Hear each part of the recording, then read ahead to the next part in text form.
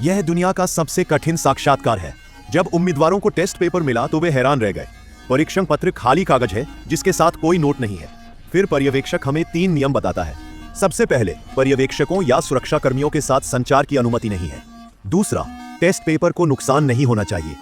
तीसरा, उन्हें कार्यक्रम स्थल से बाहर जाने की अनुमति नहीं है। यदि आप किसी भी नियम का उल्लंघन करते हैं तो आपको अयोग्य घोषित कर दिया जाएगा। अगले 80 मिनट हमारी भविष्य की लड़ाई का निर्धारण करेंगे। परीक्षा शिक्षक के जाने के बाद सभी ने मेज पर लगे श्वेत पत्र को देखा और ध्यान में गिर गए। संदेह है कि मुकदमा हाथ से किया गया था। यह भी संदेह है कि यह सिर्फ एक साधारण श्वेत पत्र है। मिनट और सेकंड बीत गए और एक लड़की और नहीं बैठ सकी। वह कागज पर अपना नाम लिखने वाली पहली महिला थी, लेकिन अगले ही पल उन्हें सुरक्षा कर्मियों ने रोक दिया। उसे बेरहमी से हटा दिया गया था, क्योंकि लेखन को भी परीक्षा पत्र को नुकसान पहुंचाने वाला माना जाता है। देखो, दूसरों ने तुरंत कलम नीचे रख दी। प्रदर्शनी स्थल पर माहौल अजीब हो गया। एक लंबी खामोशी के बाद मुझे अचानक याद आया कि आयोजन स्थल के नियमों में ऐसा कुछ था। पर्यवेक्षक ने कहा कि वह पर्यवेक्षक और सुरक्षा के साथ संवाद नहीं कर सकता, लेकिन यह नहीं कहा कि वह उम्मीदवारों के साथ बातचीत नहीं कर सकता। इसलिए मैंने अपने बगल के व्यक्ति से बात करने की कोशिश की और मुझे बाहर नहीं किया गया। इसका मतलब था कि हम कुछ भी कर सकते थे जब तक कि यह उन 3 नियमों का उल्लंघन नहीं करता। मैंने सुझाव दिया कि हम यह पता लगाने के लिए सहयोग करें और संसाधनों को साझा करें कि परीक्षा के पेपर पर क्या था। रूथ का मानना था कि मुद्दा कागज के साथ था और सुझाव दिया कि यह एक विशेष सामग्री से बना हो सकता है जिसे किसी तरह से प्रकट करने की आवश्यकता है। फिर उसने कागज को एक रोशनी के नीचे रख दिया, लेकिन कुछ भी दिखाई नहीं दिया।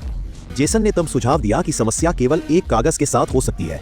इसलिए हम सभी ने इसका परीक्षण किया, लेकिन कोई फायदा नहीं हुआ। आधा घंटा तेजी से बीत गया और केली ने चारों ओर देखा। फिर उसने दीवार पर आपातकालीन बैकअप रोशनी देखी। ये बत्तियां और बैंकों में सुरक्षा चेतावनी बत्तियां बहुत समान है और केवल आपात स्थितियों में जलती हैं। जैसे ही सब लोग फंस गए, मैंने एक कुर्सी पकड़ ली और कमरे की सारी बत्तियां फोड़ दी। निश्चित रूप से आपातकालीन रोशनी चालू हो गई। हम सभी ने परीक्षा पत्रों को रोशनी के नीचे रखा ताकि उन्हें स्पष्ट रूप से देखा जा सके, लेकिन हम फिर से निराश हो गए। अब हर कोई उदास है। मुझे अचानक एहसास हुआ कि परीक्षक ने कहा कि आप अपने परीक्षा के पर्चे नष्ट नहीं कर सकते, लेकिन दूसरों के पर्चे नष्ट करने के बारे में कुछ नहीं कहा। इसलिए मैंने पहली परित्यक्त लड़की का परीक्षण पत्र उठाया और उसे एक पेंसिल से चित्रित किया, लेकिन मुझे कुछ नहीं मिला। मुझे संदेह है कि कागज अम्लीय है या क्षारीय। इसलिए मैंने नमूना को आधे में फाड़ दिया और जेसन को आधा लार परीक्षण दिया, और फिर मैं उसमें से कुछ कोने में ले गया और मैंने कागज को मूत्र के साथ दिखाने की कोशिश की, लेकिन यह असफल रहा। सच क्या है? अचानक मेरे दिमाग में एक विचार आया। क्योंकि पिछले तरीके काम नहीं करते थे, शायद रहस्य सुरक्षा में छिपा हुआ था। परीक्षा के नियमों में यह निर्दिष्ट नहीं किया गया था कि आप सुरक्षा गार्ड को छू नहीं सकते। इस धारणा को सत्यापित करने के लिए रूथ ने सुरक्षा गार्ड की ओर अपना हाथ बढ़ाया।